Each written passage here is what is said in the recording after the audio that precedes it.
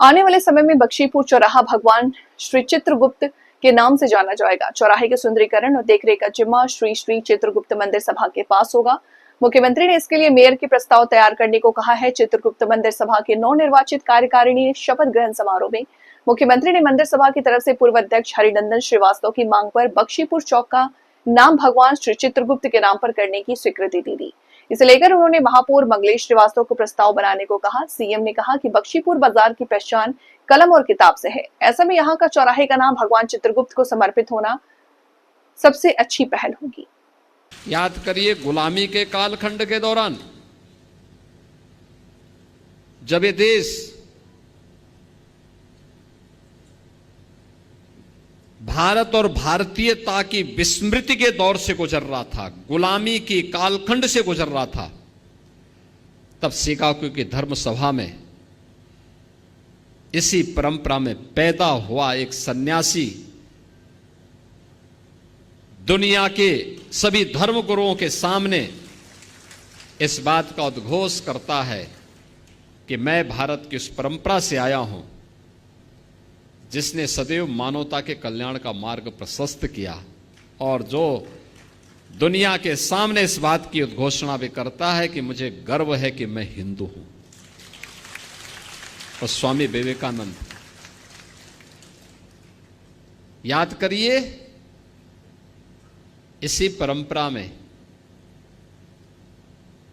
तुम मुझे खून दो मैं तुम्हें आजादी दूंगा का उद्घोष करने वाले नेताजी सुभाष चंद्र बोस पैदा हुए।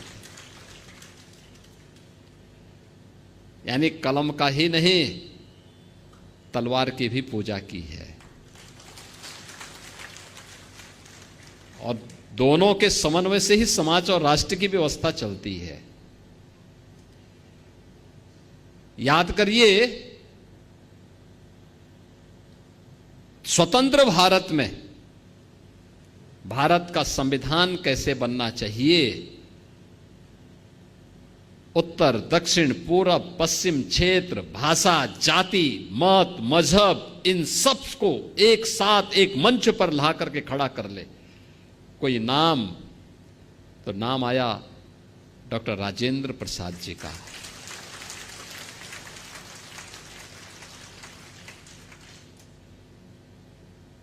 डॉक्टर राजेंद्र प्रसाद जी का।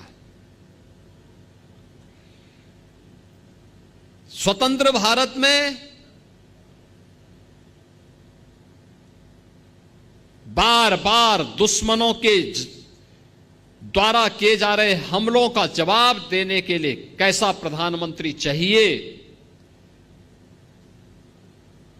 तो लाल बहादुर शास्त्री ने 1965 में पाकिस्तान को नाकों चने चबवा करके स्वतंत्र भारत में पाकिस्तान को उसकी औकात दिखाने का काम भी किया था।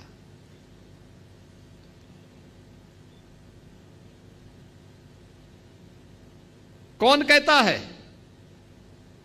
कि कायस्थ समाज केवल अपने कारोबार तक ही सीमित है, केवल कलम तक ही सीमित है। 1975 में जब लोकतंत्र का गला घोंटने का काम किया था, तब जयप्रकाश नारायण जी आगे आए थे, क्रांति का संघनाद उन्होंने किया था। और जब लोग ये बोलते थे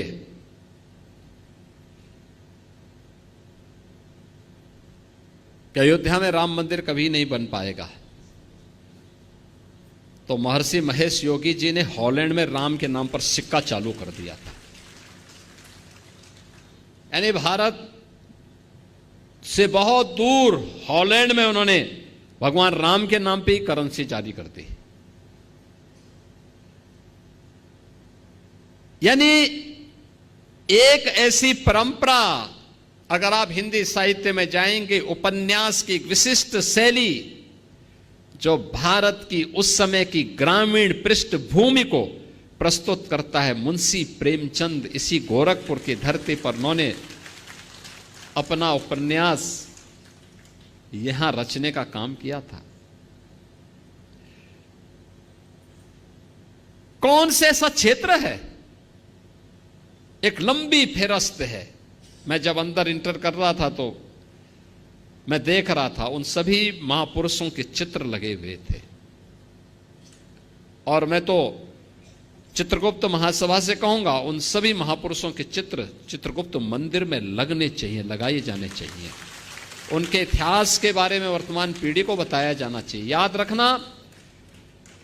याद रखना अपने महापुरुषों के गौरव से ही वर्तमान पीढ़ी प्रेरणा लेती है और आगे बढ़ने का रास्ता अपना प्रशस्त करती है।